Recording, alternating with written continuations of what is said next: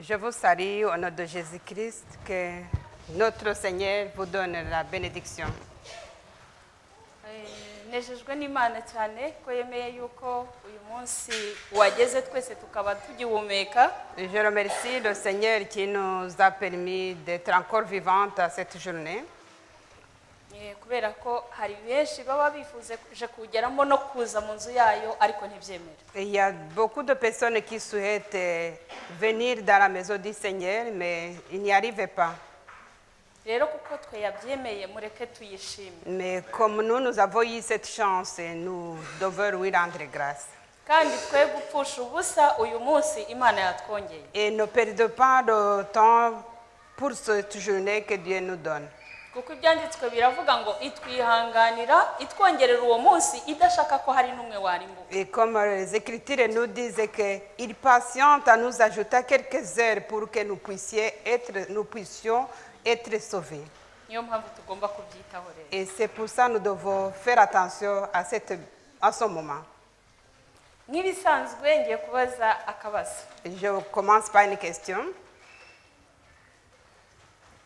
Hariya hitwa ngo iki? Ouais. Tabroda?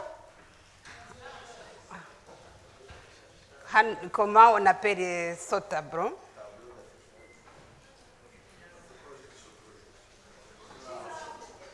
Ikibaho cyo gushyikiraho amatanga. Ça s'appelle le tableau d'affichage. Hariya bashobora muri aka kanya kutwandikiraho ngo indirimbo, sibyo? On peut annoncer un chant à l'affichage ici sur le tableau. Twese tugahaguruka tugiye kuririmba batayizi tugasoma. Et on va tous se lever pour chanter ce chant, même si on ne le connaît pas, on pourra lire les paroles sur ce tableau. None muri aka kanya reka tubone ko hariya harafunze.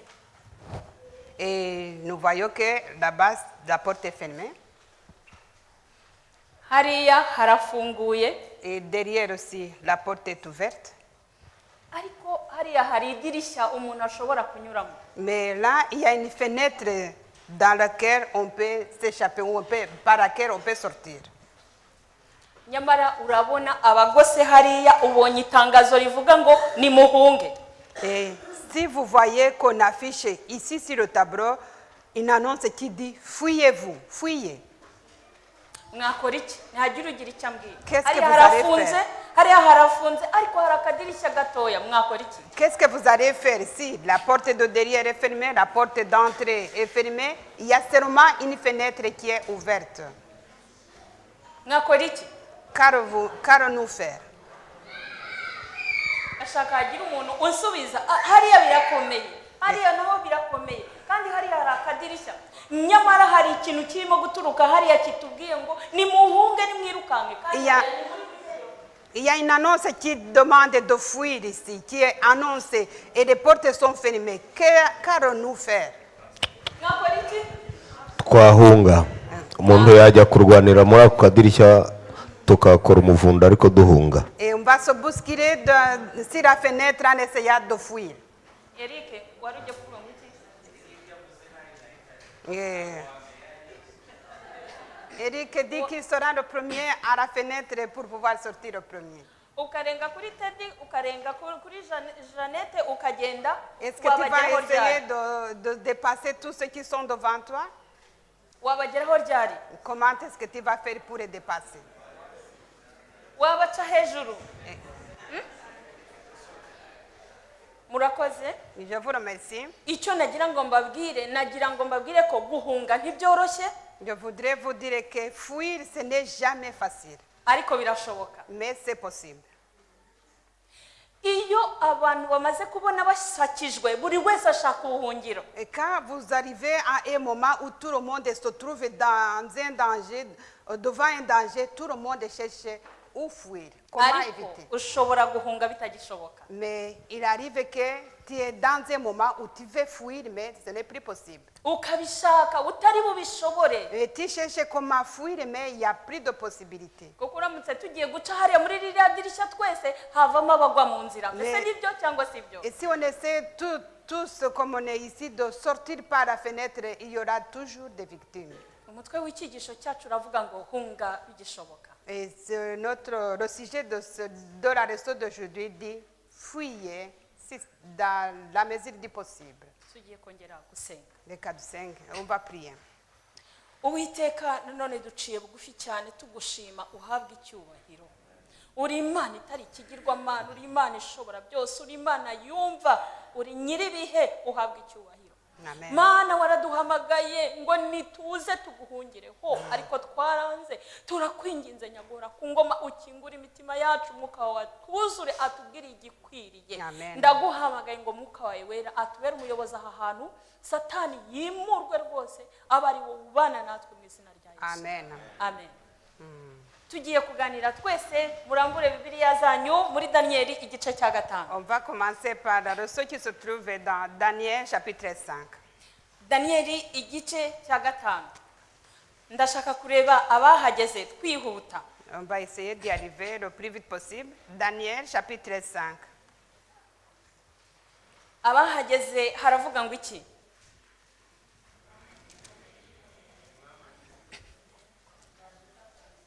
Havuga ngo iki? Umwami agira ibirori abona iki? Abona intoki zandika he ku rusika. Ok, c'est Daniel chapitre 5. Iyo dusomye mu bitabo by'amateka, Et si nous lisons dans les histoires de la Bible, igitabo cy'abakurambere n'abahanuzi, et que nous lisons dans les livres des prophètes et des rois, des prophètes et des patriarches, igitabo cy'abahanuzi n'abami, et que nous lisons aussi dans le livre des prophètes et des rois, ndetse n'ubusobanuro bwa Danieli n'ibyahishuwe, et que nous lisons aussi les explications concernant les livres de Daniel et d'Apocalypse, hari icyo batubwira ku byerekeranye n'aya mateka iyo muri Danieli igice cya 5. et ça, il y a des explications qui sont données pour pouvoir comprendre Daniel chapitre 5. Batubwira ko hagana mu iherezo ry'ubuzima bwa Danieli hari impinduka zikomeye. Et on nous dit que dans les derniers jours de la vie de Daniel, il y a eu beaucoup de changements. Ngo zari ziri kuba mu gihugu we na bagenzi be b'Abaheburayo bari bamazeyo igihe kirekire. Il y a des changements dans ce pays de Après 60 dans le pays où ils étaient. Muri icyo gihe batugaragariza Babuloni ngo nk'iyari inyundo y'isi. Et on nous présente Babylone comme si c'était l'encrier du monde. Ariko icyo gihe umwami Nebukadinezari yari yarapfuye nk'uko tubisoma muri Ezekiel 28:7 kugeza ku 10. Mais dans ce moment-là, le roi Nebuchadnezzar était déjà mort. Noneho rero hagiye ku ngoma umwuzukuru we witwaga Belushazari. Et son petit-fils qui s'appelait Belshazzar, et c'est lui qui a régné sur Babylone. Reka rero dusome hano uko batubwira Et muri que, Bibiliya. on va lire ce qui est écrit sur, ce qu'ils ont écrit sur Belshazzar. Umwami Belushazari ararika abatware n'abakuru 1000 ngo baze mu birori, abatunganiriza ibyo kurya n'ibyo kunywa muri ibyo birori. Umwami nawe anywera vino imbere y'abo batware 1000. Nuko Belushazari agisogongera kuri vino, ategeka ko bamuzanira ibintu by'izahabu n'ifeza. Ibyo se Nebukadineza yari yaranyaze mu rusengero rw'i Yerusalemu, kugira ngo umwami n'abatware be n'abagore be n'inshoreke bagire gute babinyweshe. Bamaze kubimuzanira ibyo bintu by'izahabu byakuwe muri urwo rusengero rw'inzu y'Imana yari Yerusalemu, maze umwami n'abatware be n'abagore be n'inshoreke barabinywesha, banywa vino, bahimbaza ibigirwamana by'izahabu n'iby'ifeza n'iby'imiringa n'iby'ibyuma n'iby'ibiti n'iby'ibiti n'amabuye. Nta kintu batakoze. Et ici, on a projeté le chapitre et vous avez vu tout ce qu'ils ont fait. nta kintu batakoze kugira ngo bababaze Imana. Ils ont fait tout ce qui était dans leur pouvoir pour faire souffrir notre Dieu. Muri ibyo birori ngo byari biteye ubwoba, Dans cette fête qui était vraiment incroyable, murumva bari bafite hari abagore, hari inshoreke, hari abanywi, abasinzi, bararya, baranywa, baravuyarara. il y avait toutes sortes de personnes, des femmes, des concubines, des buveurs, et ils avaient vraiment eu une belle fête. Ariko uwo barwanyaga wari warabahaye ingoma nawe yari ari hafi aho. Mais la personne qui était là, pour laquelle ils étaient contre, n'était pas loin. Nubwo batari bamutumiye ariko we yaragize gute, Même s'il n'avait pas été invité, mais il était là. bagiye kubona muri rya sindwe, Mais à un certain moment, dans les réjouissances, mu bitwenge byo guseka Imana bahimbaza amabuye n'ibiti, et ils étaient là en se réjouissant, en louant les pierres et les arbres. bagiye kubona babona ikiganza ku gikuta ngo hafi y'itabaza kirandika. Et ils ont vu une main qui écrivait sur le mur. Ntayo magambo nta n'umwe wabashaga kuyamenya, Et ce qui a été écrit sur le mur, personne ne pouvait le savoir. ariko isindwe ryahise ribavamo. À ce moment-là, tous ceux qui étaient ivres, ils se sont vus réveillés. Umwami acika intege umubiri wose ndetse amava arakomangana. Et le roi, en voyant ce qui est écrit sur le mur, il a perdu force même, comme une connaissance, il n'avait plus de force. Imitima yabo noneho irahuguka. Et ils ont leur cœur comme s'ils se sont ouverts pour voir ce qui se passe. Bibaza icyo bakora birabayobera. Ils ne savaient pas quoi faire devant ce qui est écrit contre le mur. Bahamagara abacunyi, abapfumu n'abanyabwenge bose birabananira. Ils ont essayé d'appeler toute personne intelligente ou qui pouvait lire ce message et ils étaient dans l'incapacité. Hahaguruka rero umugabekazi aramubwira ati ntugire ikibazo. Et la reine mère s'est levée, il a dit, n'ayez pas peur. Hari hashize nk'imyaka ngo 50 Daniyeli ahanuriye Nebukadineza ibizamubaho asobanuye inzozi. Et ça faisait au moins 50 ans que Daniel avait déjà prophété ce qui va arriver sur le royaume de Nebuchadnezzar. Ati hari umuntu ubebwamo n'Imana zigize gute, musome kuri uyu murongo. Et là, on va lire ce qu'il a dit au verset. Daniyeli igice cya 5 Oui. guhera ku murongo wa 11 ngo kuko mu gihugu cyawe harimo umugabo uri mu mwuka w'iki w'Imana zera.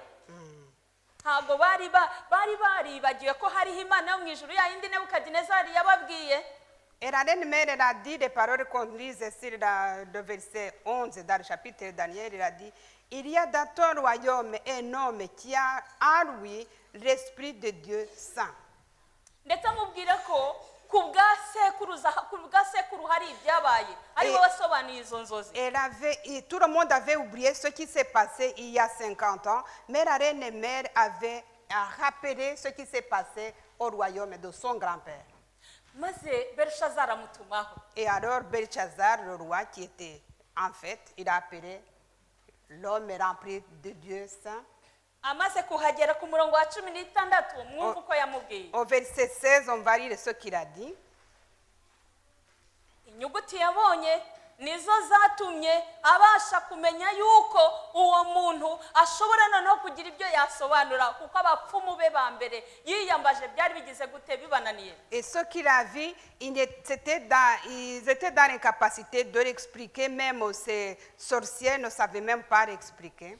Aramubwira ati ariko numvise ko ushobora gusobanura amagambo no guhangura ibyananiranye. Nuko rero niba ushobora kunsobanurira iyi nyandiko ukansobanurira impamvu yayo, uzambika umwenda w'umuhengeri n'umukufi w'izahabu mu ijosi kandi uzaba umutware wa 3 mu bwami. Daniyeli 16 kugeza umurongo wa 16. Le verset 16 dit, j'ai appris que tu donnes des explications et résoudre des questions difficiles. Maintenant, si tu peux lire cette écriture et m'en donner l'explication, tu seras revêtu de pourpre et tu porteras un collier d'or à ton coup, et tu auras la troisième place dans le gouvernement du royaume. umugabo wari wuzuye mwuka w'imana utararyaga indimi Et la personne qui était remplie de l'Esprit de Dieu, qui ne disait pas des mensonges. aramubwira ati impano zawe uzigumanire n'ingororano zawe uzigumanire ariko God. ndagusobanurira iby'inyandiko Garde tes récompenses que tu veux me donner, mais je vais t'expliquer ce qui est écrit sur le mur. atumva nyagasani umurongo wa 18 Au verset 18. umva nyagasani imana isumba byose yahaye so nebukadinezari ubwami no gukomera n'ubwiza n'icyubahiro abantu b'amoko yose n'indimi zitari zimwe bagiraga gute handitse ngo iki ngo baramutinyaga bagahindira imishyitsi imbere ye ariko igihe kiragera nebukadinezari akurwa mu bantu ajyanwa mu ishyamba ajya kurisha ubizi. Oui, ce qui est écrit à partir du verset 18, il est arrivé où il a dit, des hommes respectaient ton père, ils tremblaient même devant lui, mais à un certain moment, il a été arrivé parmi vous pour aller dans la forêt. icyatumye biba bityo ngo yari yarishyize hejuru. Oui, pourquoi est-ce que ça s'est passé comme ça? C'est parce qu'il s'était mis à une place supérieure aux autres. yicaga uwo ashatse agakiza uwo ashatse. Il tuait et il sauvait qui il veut. imana imaze kubibona gutya imukura ku ngoma ajya mu ishyamba arisha nk'inyamaswa. Et c'est à ce moment-là que Dieu a vu ses mauvaises actions et là, il l'a envoyé dans la forêt et il est devenu comme les animaux. daniyeli yamweretse yuko yamwibukije ko yibagiwe ibyo atagombaga kwibagirwa. Et Daniel lui a rappelé qu'il avait oublié ce qu'il ne devait pas oublier. ati reka rero noneho ngo usobanurire iby'izi nyandiko turihuta umurongo Je wa vais maintenant 25 t'expliquer ce qui est écrit ici. umurongo wa 25 Au verset 25.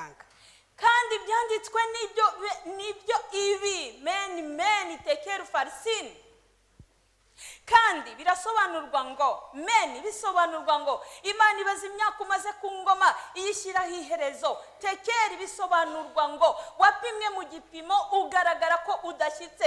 kandi peresi bisobanurwa ngo ubwami bwawe buragabwe buhawe abamedi n'abaperesi. Au verset 26 et 25, ça a été projeté, mais je vais relire cet écrit. Et voilà l'explication de ces mots.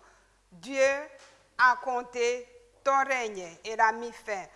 Pesé, tu as été pesé de la balance et tu n'as pas été prouvé léger. Et puis divisé, ton royaume sera divisé et donné aux Mèdes et aux Pérès. ayo magambo Belshazari yabwiwe wowe uyu mwanya ntabwo wayabwirwa. Et maintenant, des paroles qui ont été adressées au roi Belteshazzar, est-ce que ça ne serait pas adressé à toi à ce moment? ari imyaka umaze ari ibyo wabonye ari ibyo ukora. Si on compte ce que des années que tu viens de passer, comment tu vis et ce que tu fais. ako kanya yaravuze ati daniyeli mumuhibye. Et à ce moment-là, le roi il a dit, donnez à Daniel ce qu'il lui faut. mbese uko kuvuyarara kwari kugikomeje. Est-ce que la fête continuait à ce moment-là après avoir entendu ces paroles? muri iyi minsi hari ibintu nongeye kwibuka bundi bushya. Et ces derniers jours, je me suis rappelé des choses. mwese muvuye muri noheli n'ubunani njye ntabwo nari mbirimo. Vous sortez tous des fêtes de Noël et bonne année. Moi, je n'étais pas dedans. ubu ngubu abantu bose baba basomye bibiliya n'abatarayisomye babaye mu gatebo kamwe. Et ceux qui lisent la Bible et ceux qui ne le lisent pas, ils étaient dans le même panier. aho bafashe umwami yesu muri Yesaya igice cya 9 umurongo wa 5 hatubwira ko Dans Ésaïe chapitre 5, verset 9, 9:5 Ésaïe chapitre 9, verset 5, hatubwiye ko yesu ngo dore umwana yagize ate yatuvukiye L'enfant- azitwa umujyanama azitwa igitangaza azitwa iki imana ikomeye. l'enfant nous est né, il sera le conseiller, il sera le Dieu vivant et le Dieu puissant. ariko twebwe dushaka guhora tumwibuka akomeza kuba uruhinja ntidushaka kwaba umwami wacu. Et chaque fois, nous nous souvenons de cette naissance et nous regardons toujours comme un bébé, un nouveau-né. Nous ne voulons pas qu'il soit notre roi.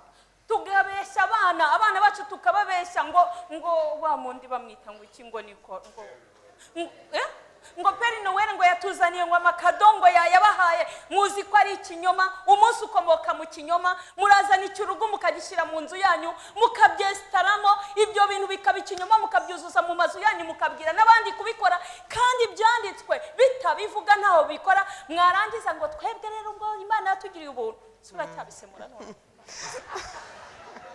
Ok. En fait, comme nous prenons ce moment de réjouissance et de fête de Noël comme un temps de fête où on essaie de dire ce que tout le monde dit concernant la naissance de Jésus, le Père Noël, tous les cadeaux qui vont avec, et on oublie la vérité qui accompagne ce moment. Tukanywa tukarya tukavuyarara. Et on mange et on boit et on est vraiment dans la joie. Ibyo aba bantu nukuvuga ngo ikiganza batatumiye bakibonye ku gikuta cyegereye itabaza. Ici dans le livre de Daniel, la main qui n'avait pas été invitée, on l'a vu sur le mur. Twarangiza ngo turi kwiziza umwana wavutse kandi twaramwirukanye mu birori byacu, twaramwirukanye iwacu. Nous continuons à louer l'enfant qui est né alors que nous l'avons déjà chassé de nos vies. Ngo wabihejwemo turimo kuzihiza. Et nous sommes occupés à fêter la personne qui n'a pas été invitée. Noneho rero ngo ubunane rwose ngo ngenda shima Imana cyane ngo saa sita z'ijoro zageze ngo mpita mfukama ngo ndasenga. Et on se met aussi à remercier le Seigneur au moment où on fête une nouvelle année à minuit. On se met à genoux, on se met à prier. Ngo barashumaka ngo nanjye mfukamye ngo nsenga. On va louer, on va glorifier pendant que les autres finissent l'année. Ababivuze ni bande ubwanabivuze ntimuri buvivugeho ariko reka mbabaza. Ijambo ry'Imana ritubwira ko umunsi utangira ryari. Et la parole de Dieu nous demande quand est-ce que nous informe quand est-ce que commence le jour et quand est-ce qu'il finit. Izuba rirenze naho ritava tubara ku masaha ariko mugatinyuka mukaba ngo saa sita z'ijoro ngo zageze ngo murapfukama. Le soleil se lève, il se couche, c'est la journée qui finit, la journée ne se finit pas à minuit.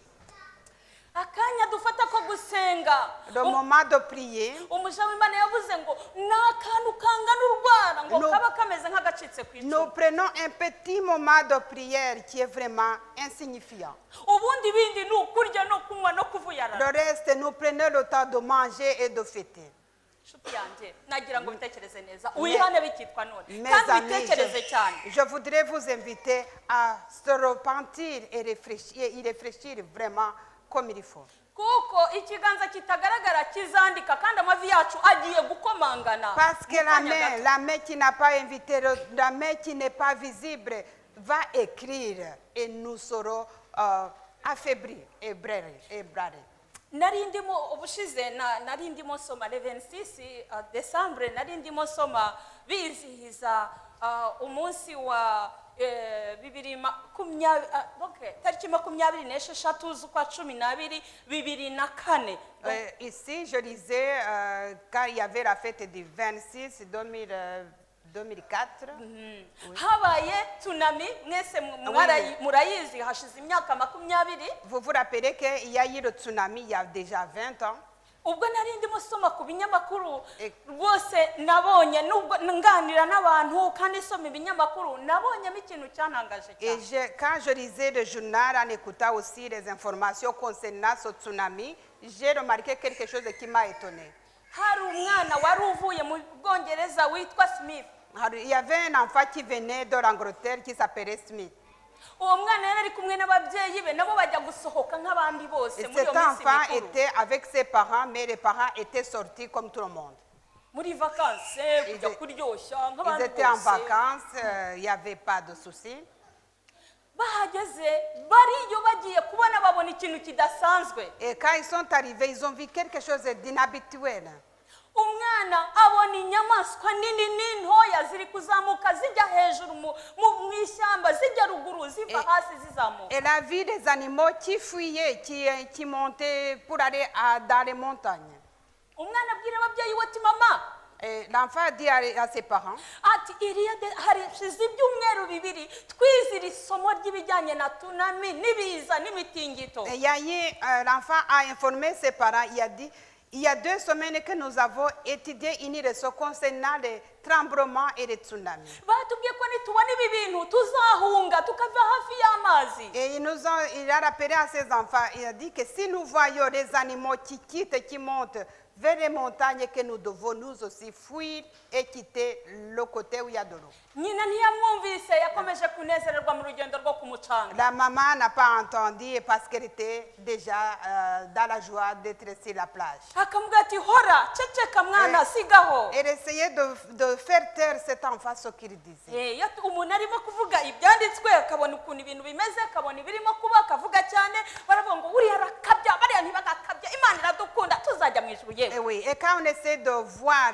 de comparer la vie que nous menons, ce qui se passe dans nos vies, et de comparer avec les Écritures, et que tu essaies de le dire aux autres, ils disent, ah non, non, non, celui-là, il exagère. nyina hashize akanya gato agiye kubona abona ibintu bihindutse ukundi. Et quand la maman a observé, elle a vu qu'il y a un changement. ajya yakumva arakanguka ariruka. Elle s'est réveillée, s'est mise à courir. biruka bavuza induru cyane. Et il criait beaucoup en courant. bamwe bari begereye amazi Ah, ceux qui étaient tout près d'eau, abandi bari kure. et les autres étaient un peu éloignés. muri make amazi ahitana abantu ngo bari hafi y'ibihumbi 250 hafi donc 250 kugeza kuri 300. Et il y a eu entre 250 000 personnes et 300. ibyo bihumbi byose byaratikiye. Et toutes ces personnes sont mortes. harokoka abantu 100 n'umuryango wa mwana. Il y a eu 100 personnes qui ont été rescapées, plus de la famille de cet enfant. ariko harimo ibintu nabonye bikomeye. Et il y a 2 choses que j'ai remarquées très importantes. inyamaswa zimenya ibigiye kuba zigahunga kuruta abantu baremwe n'Imana. Les animaux sont mieux informés que nous et commencent à fuir plus que les hommes. hari cya kirunga cy'iwacu hariya hafi ya Kongo n'icyitwa. Il y a un volcan chez nous. Nyiragongo. ningira ngo ijya kuruka. Et chaque fois que ce volcan va vomir de la lave, abaturanyi bacu bagiye kubona inzoka ziri kuva mu myobo ibintu biri kwiruka batsonga ubugari bati inyama yabonetse. et quand ce volcan allait donner de la larve, les animaux commençaient à fuir, tandis que les paysans commençaient à faire le foufou. Il y a de la viande. Mais byamenye ibigiye kuba ariko abana b'abantu ntibamenye ibigiye kugira gute ibigiye kuba. les animaux ont su ce qui va se passer, mais les hommes étaient ignorants. mu gihe cyo kwa Nowa Dans le temps de Noah, yarabwirije ababwira gushaka ubuhungiro bigishoboka ariko baranga. il a demandé aux gens qui étaient avec lui, il a prêché, chercher le refuge, mais ils n'écoutaient pas. maze Mais à un certain moment, mwuzure uraza urabahitana mais quand le déluge est arrivé, ils sont morts. ariko abantu bararimbuka barashira. Les gens sont morts. uyu mwana rero yaravuze ati iyo ntaza kuba narizi isomo neza. Et cet enfant qui venait d'Angleterre a dit, si je n'avais pas bien étudié cette leçon, simba nararokoye aba bantu 100 n'umuryango wanjye. je n'aurais pas sauvé ma famille ainsi que 100 personnes qui étaient avec. wowe amasomo wanyuzemo yose y'ubuzima nayubona n'ibyurimo n'iki byakwigishije n'iki gituma mbese ubasha gufata icyemezo. Et toi, les leçons que tu as apprises dans ta vie, pendant toute ta vie, qu'est-ce qui t'aide d'apprendre la décision très importante dans ta vie? ngo mu ishuri bari baraberetse video ariko y'umukara n'umweru. Et à l'école, on avait déjà montré une vidéo qui symbolisait ce tsunami, mais c'était en noir et blanc. ahita abona ibyo abonye n'ibyabaye 1946 abona ni kimwe. Et il a comparé cette photo qu'il a vue et ce qui se passait devant lui. Il a vu que c'était exactement la même chose. nkuko mubizi banditse ko byibasiye ibihugu bigera muri 14. Et ça, ce tsunami a touché 14 pays. ariko muri Indonesia na Sri Lanka na Thailand gutyo nibo byakabije cyane. Et il y a des pays qui ont été touchés plus que les autres. hari ibyemezo bafashe rero. Mais ils ont pris alors les décisions. baravuze ngo twararebye tubona ko hagiye kuza indi tsunami kandi mbi cyane kuruta izabanje Et zose. ils ont dit, on voit maintenant qu'il va y avoir un autre tsunami qui sera très très important plus que le précédent. Bati mwiteguye mute rero? Comment avez-vous préparé cette nouvelle tsunami? Bo siyanse, abahanga, abantu bose turi kwitegura cyane kugira ngo tubirebe ko bizaza Les- tubashe kubyirinda he kuzongera gupfa bapfuye. Les scientifiques se sont mis Abanyabwenge. ensemble pour chercher une solution pour éviter qu'il y ait autant de morts quand tout ça arrive. Mbese ibiza babasha kubyitegura bakabishobora? Mais on peut vraiment se préparer sur les événements qui arrivent sans prévenir. Ese ko byafashe ibihugu 14 aho urubibwiwe n'iki noneho ko bitazahagera? Et ça a pris seulement 14 pays. Qu'est-ce qui te dit que là où tu es, ça n'arrivera pas? Nihataza tsunami hazaza indi covid y'ubundi bwoko. Et s'il n'y a pas de tsunami, il y aura une Covid d'une autre sorte. Witeguye guhunga ute nshuti yanjye? Comment tu es prête à fuir?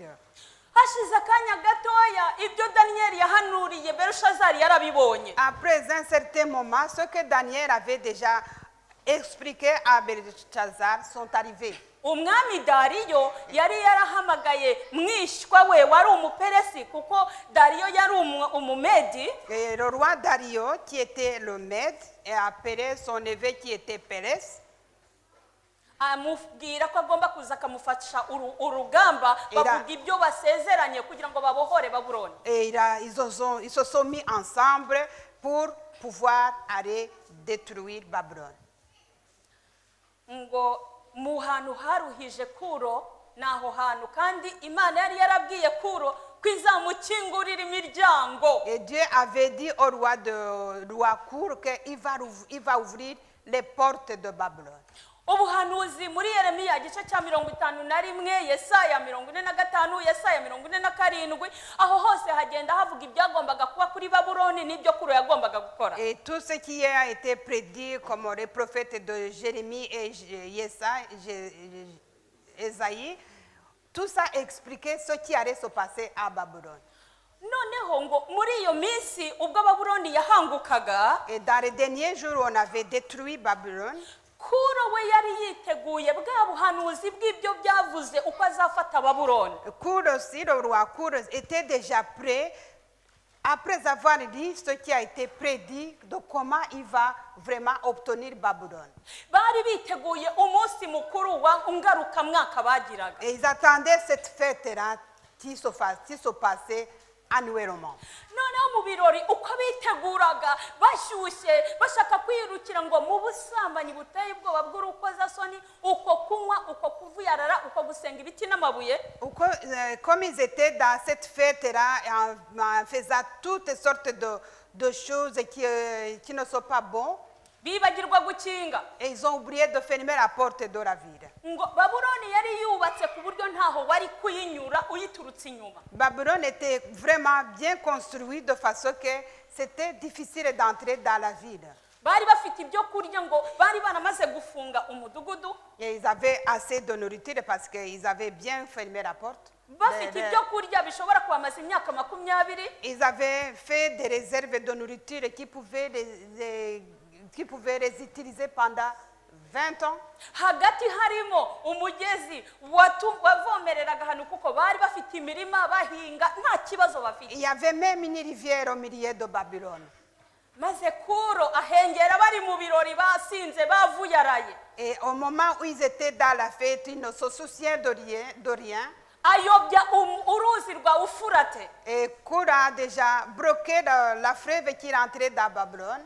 Amaze kuruyobya amazi aragabanuka baratambuka bareba basanga babasha gutambuka barinjira. Et comme il a fait barrière de la rivière qui passait dans Babylone, l'eau a diminué de façon qu'ils sont passés dans la rivière pour entrer dans Babylone. Ngo iyo bataza kuba baragiye mu isindwe ntibafunge bagafunga, iyo baza kuba barafunzwe umurwa wabo ngo bari kwinjira bakabura aho bamenera bagakomeza bakongera bagasohoka. Mais s'ils n'avaient pas été dans la fête, qu'ils ont oublié de fermer la porte, ça aurait été difficile d'entrer dans Babylone. Ariko basanze inzugi zifunguye abandi basinze batazi ibyo ari byo amavi yakomanganye. Mais comme c'était la fête qu'ils venaient même d'entendre cette mauvaise nouvelle et ils n'avaient pas fermé la porte, ils n'avaient même pas la force continuer. ingabo zibabwira ko umudugudu wagize ute wafashwe. Et c'est à ce moment-là que Kour a pu entrer avec toute son armée et il a pris la ville. ngo Berushazari yarushaga abandi ubwoba. Et Belshazzar, c'était un homme qui était fort, qui faisait peur aux autres. kuko twamaze kwiga ibintu byinshi kandi tukanga kubishyira mu bikorwa kandi biri mu ijambo ry'Imana, natwe tuzarusha ubwoba abandi. Et comme nous avons déjà appris beaucoup de paroles, tout ce qui est écrit dans la parole de Dieu, nous avons beaucoup appris. À un certain moment, nous aurons peur. ariko ntabwo yarokotse. Mais il n'a pas été sauvé. iyo dusomye muri Yosuwa igice cya 20 umurongo wa mbere kugeza ku wa 3, Si nous lisons dans Josué chapitre 20, verset 1 à 3, bari barabwiwe Abisiraheli ubwo bageraga iwabo, ubwo bageraga i Kanani kwishakira imidugudu y'ubuhungiro. les Israélites avaient cette information de chercher des villes de refuge. Yosuwa 21 kugeza kuri 3. Et on va déjà lire dans Josué chapitre 20, verset 1 à 3. Uwiteka abwira Yosuwa ati bwira Abisiraheli uti mwitoranyirize imidugudu y'ubuhungiro iyo nabategekesheje ururimi rwa Mose kugira ngo gatozi wishe umuntu wese atabyitumye cyangwa atabizi ayihungiremo kandi izajya ibabera ubuhungiro bwo guhunga umuhozi. Le verset a été projeté. iyo dusomye ibyerekeranye n'umudugudu w'ubuhungiro, Et si nous essayons, si nous lisons ce concernant ce refuge, ce centre de refuge, ngo imijyi y'ubuhungiro yabaga yaragenewe ku ntera ingana n'urugendo rw'igice cy'umunsi mu ruhande rwose rw'igihugu.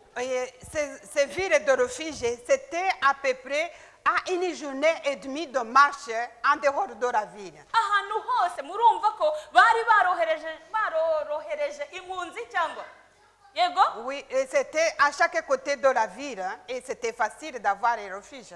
inzira kandi zajyaga muri uwo mudugudu w'ubuhungiro ngo zabaga ziharuwe neza. Et chaque fois qu'il y avait un chemin qui va dans cette ville de refuge, c'était un chemin qui est bien sans obstacle. mbese inzira y'ubuhungiro muri twebwe yaba yaraharuwe? Est-ce que nous avons déjà balayé ou préparé le chemin de notre refuge? mbese inzira ijya mu buhungiro yaraharuwe? Est-ce que le chemin qui va au centre de refuge a été vraiment bien assaini? Yesu yarayiharuye. Jésus a déjà préparé ce chemin qui va au centre de refuge. ayiharuza amaraso ye Et il a vraiment assaini avec son sang kugira ngo impunzi zimuhungiraho zoroherwe. pour que toute personne qui se réfugie vers lui soit allégée. ariko twanze kwinjira muri ubwo buhungiro. Mais nous ne voulons pas entrer dans ce centre de refuge. ngo ahahakikije hose habaga hashinze icyapa kinini kigaragara kugira ngo hatagira umugenzi uyoba impunzi yoba. Et tout au long de ce chemin qui mène vers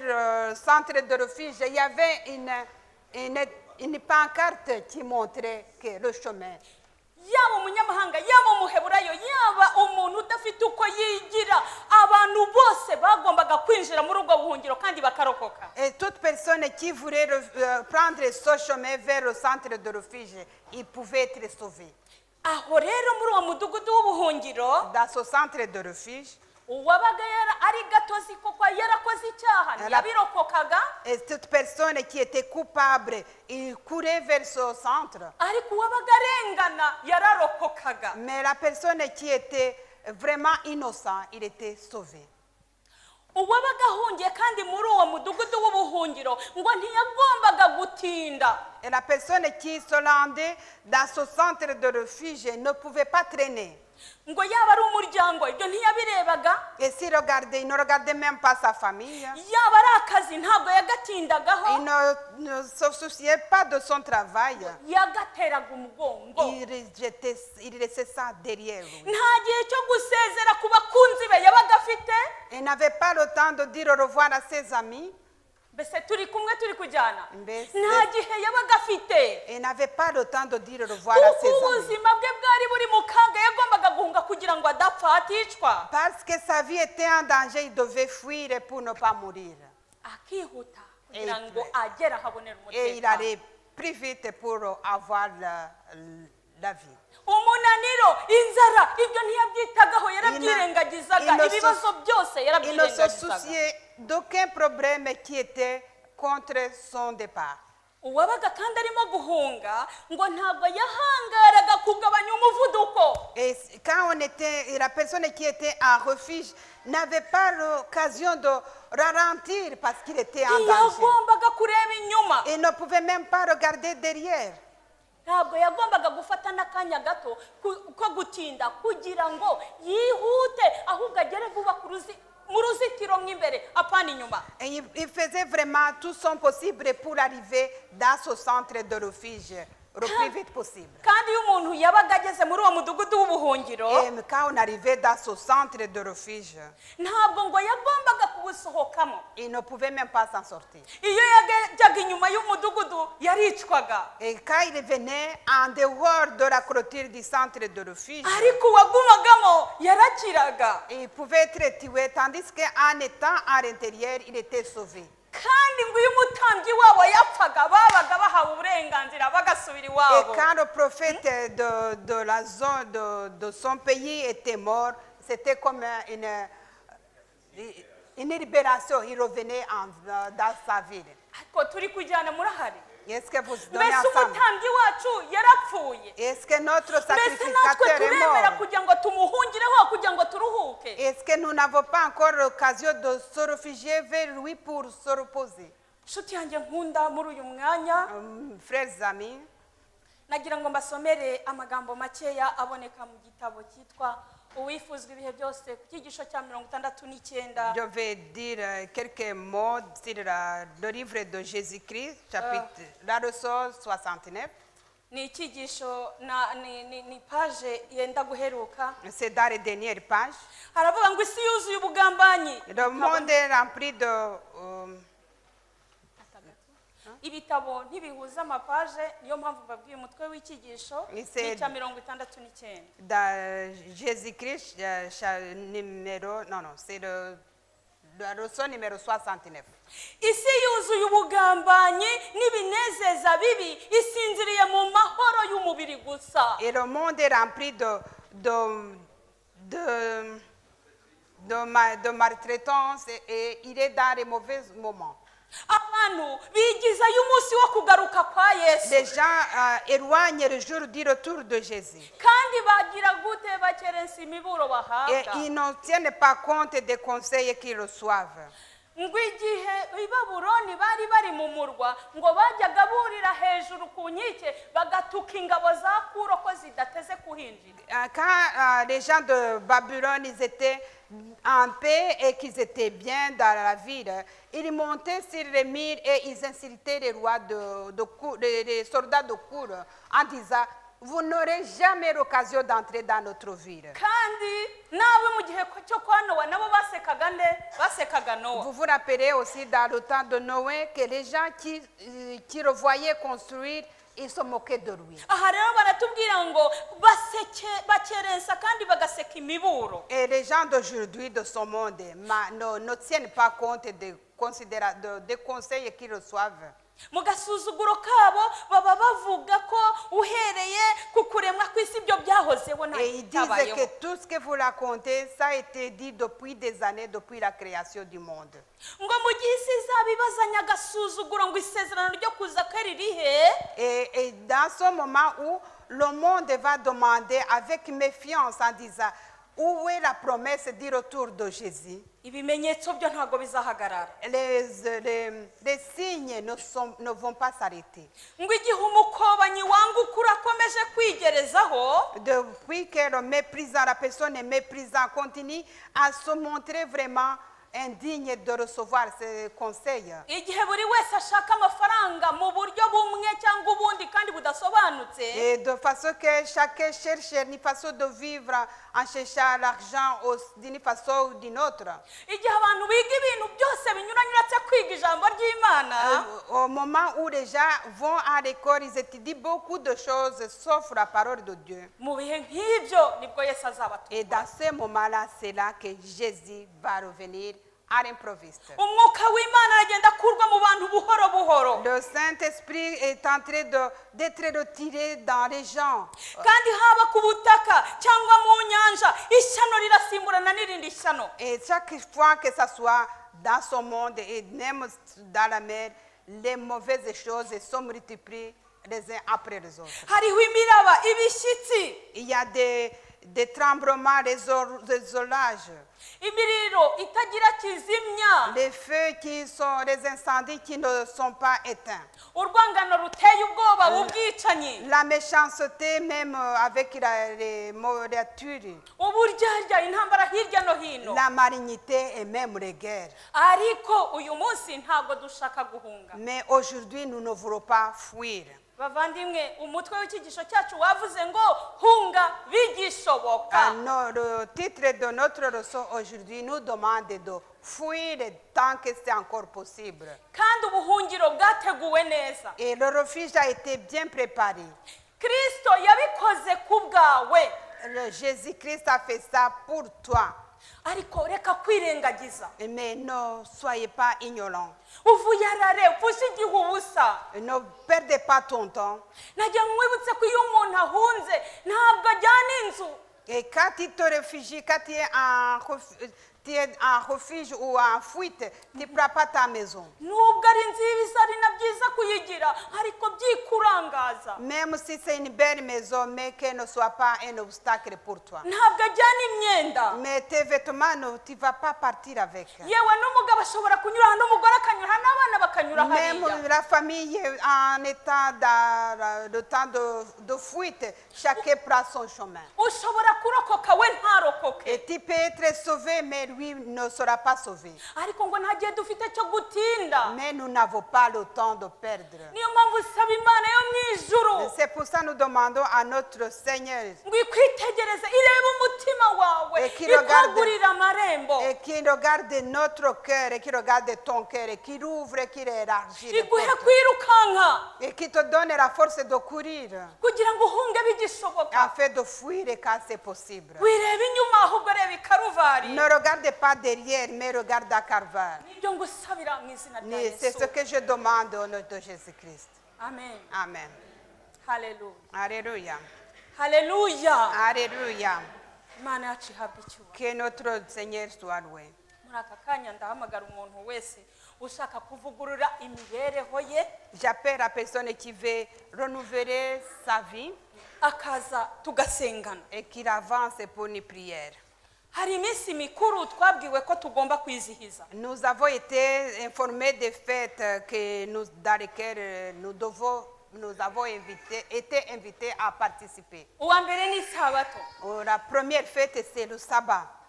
ubundi ukomeye nuvuga ngo uyu munsi niwumva ijwi ry'imana ntugire gute. Et l'autre fête, c'est maintenant qu'on te demande si tu entends la voix de Dieu. niwumva ijwi ry'imana ntugire ute ntiwinangire umutima. Si tu entends la voix de Dieu, n'endurcisse pas ton cœur. kandi ntiwibagirwe uwo munsi uwiteka yaguhereyemo imbabazi. Mais n'oublie pas le jour où Jésus-Christ t'a donné, le Seigneur t'a donné le pardon. ndaguhamagara mu izina rya yesu ngo Je utambuke t'appelle au nom de dusengane. Jésus-Christ pour la prière.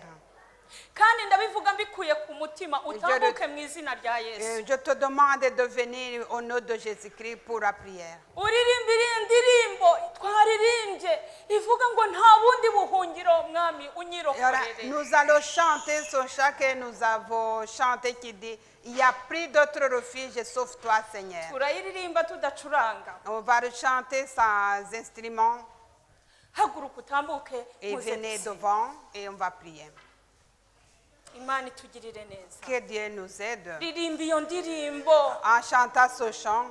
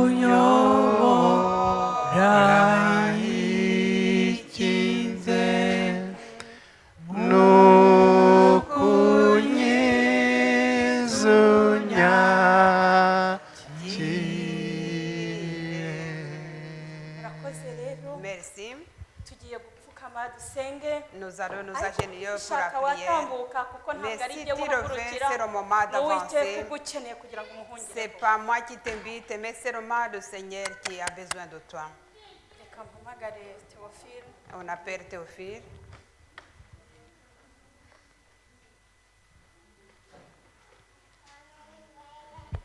Mana umugisha Que Dieu te bénisse.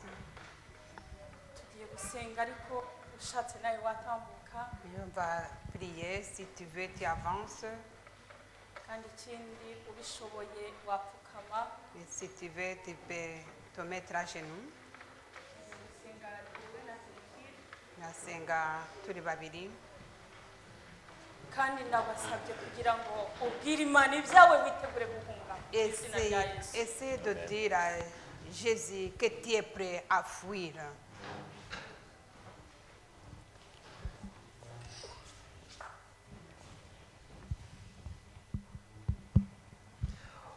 Uwiteka Mana mubyeyi udukunda bihebuje, turagushimira yuko waharuye inzira yose, Amen. turagushimira yuko waturinganirije byose.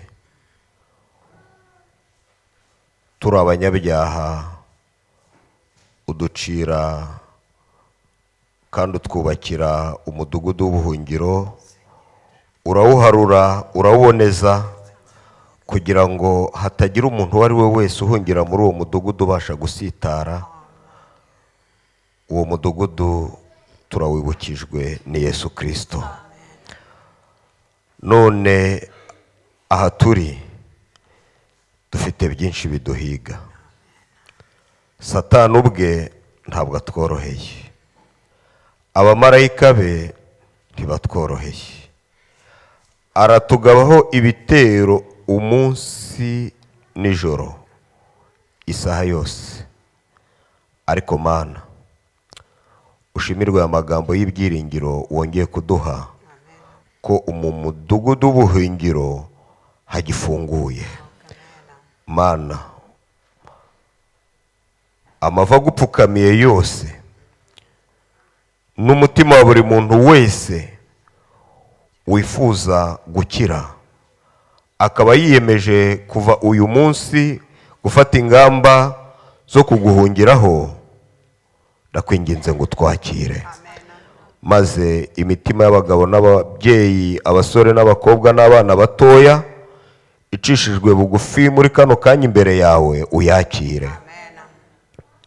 Waduharuriye inzira, n'uyu mwanya urayiharuye kuko ijambo ryawe riravuzwe mu mahoro no mu mutekano. Ndasabye n'inginga ngo nk'uko ubwawe wasezeranye ko nta na rimwe rizagenda ngo rigaruke ubusa, rikore ku mutima wa buri muntu wese muri twebwe, maze uhereye none n'iteka ryose buri muntu wese yandikwe mu bwonko bwe ko ari igihe cyo guhunga kuko bigishoboka, kandi amenye neza yuko hari igihe guhunga bitazashoboka, maze akaba yagwa mu nzira. Kandi umudugudu w'uruhungiro warawubatse. Duhe kumenya ubwenge, duhe kujijuka, duhe kumenya ibihe, kugira ngo tubone ko nta gihe dufite uretse kuguhungiraho,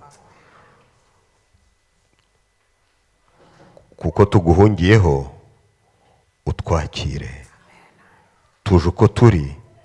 Kandi iyi ngamba dufashe si uyu mwaka wa 2025 gusa, ahubwo n'iteka ryose uduhe kwinjira muri uyu mujyi wo guhora duhunga Satani n'ingabo ze, tugana kuri Yesu Kristo umukiza wacu waducunguye akaducira uburuhukiro, aho tugera tukanezerwa, aho tugera tukibagirwa ibyari bituruhije, maze buri muntu wese afata ingamba none n'iteka ryose yo kwinjira muri Yesu. Niko gusaba kwanjye, nsabira n'iri teraniro na buri muntu wese ukwifuza ngo bibe byacu mu izina rya Yesu. Amen. Amen.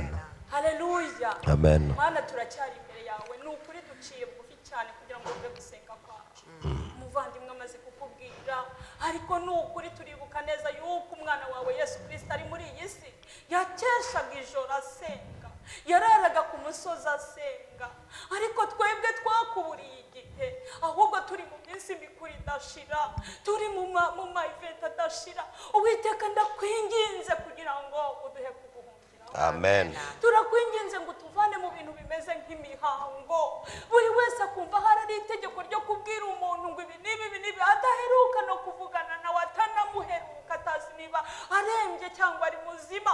Mana, tuvane mu mihango ndakwinginze, ahubwo duhe gushyira mu kuri. Tumaze icyumweru cyose twiga icyigisho cy'urukundo. Reka Mana, urukundo rwawe rwo ntiruvugwa, ntirugereranywa. Reka basi urwo waduhaye Mana, urwo watwemereye Mana, tubashe kurubiva ndakwinginze. amen Mana, uri Imana itari ikigirwamana, ndakwinginze ngo uduhe kuguhungiraho. Amen. Reba ababwiriza wahe kwihana bushya Amen. baguhungireho. Reba abaririmbyi baririmba ibyo bumva neza, wahe kuguhungiraho. Amen. Reba abizera, reba abayobozi, Amen. reba ku isi yose umuntu wese uvuga izina ryawe, ijambo ryawe ravuga ngo ave mu bidatunganye. Ndaguhamagaye Mana, nkubwira ngo duhe utwibutse amagambo wavuze. Waravuze ngo nimubona ibyo bibaye, ngo muzamenye ko ari bugufi kandi ageze ku rugi. Urongeramo ngo nimubona ibyo bibaye, ngo muzararame murebe hejuru. Luka 28:21. Ndaguhamagaye kugira ngo uduhe kurama tukurebe Mana. amen Ndakwinginze ngo uduhe kuguhungiraho. Amen. Ndakwinginze kugira ngo ibyigisho twize Mana byo kuba imfabusa. Berushazari yabipfushije ubusa, kandi ingoma y'ibyahise hari ibyari byabaye. N'uyu munsi amateka y'ibihugu agenda yongera kutwibutsa, akatwigisha, ariko twanze guhunga. Mana, ndaguhamagaye ngo uduhe kugira ngo imitima yacu icye, tuguhungireho. Amen. Maze umwanzi Satani atsindwe, Amen. abari buhabwe icyubahiro mu izina rya Yesu. amen amen amen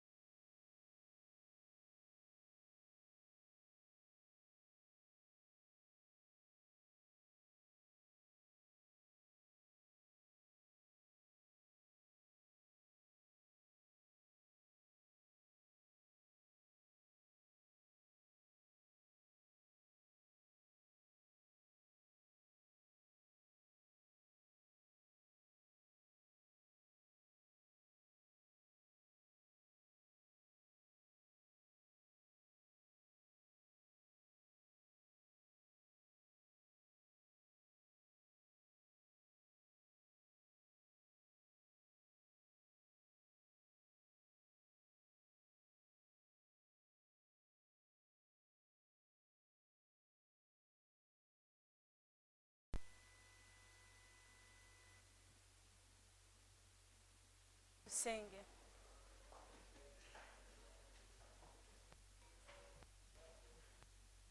Mana yacu turagushimye, ukomeze guhabwa icyubahiro. Ijambo ryawe ni iryera kandi baduhamagariye kuguhungira. Ntabwo ari amara, ariko ushaka ko tuzana imitima yacu. Reka tukwerekereho, tuguhungireho, umwanzi Satana mware atsinde kuri Imana mu izina rya Yesu. Amen.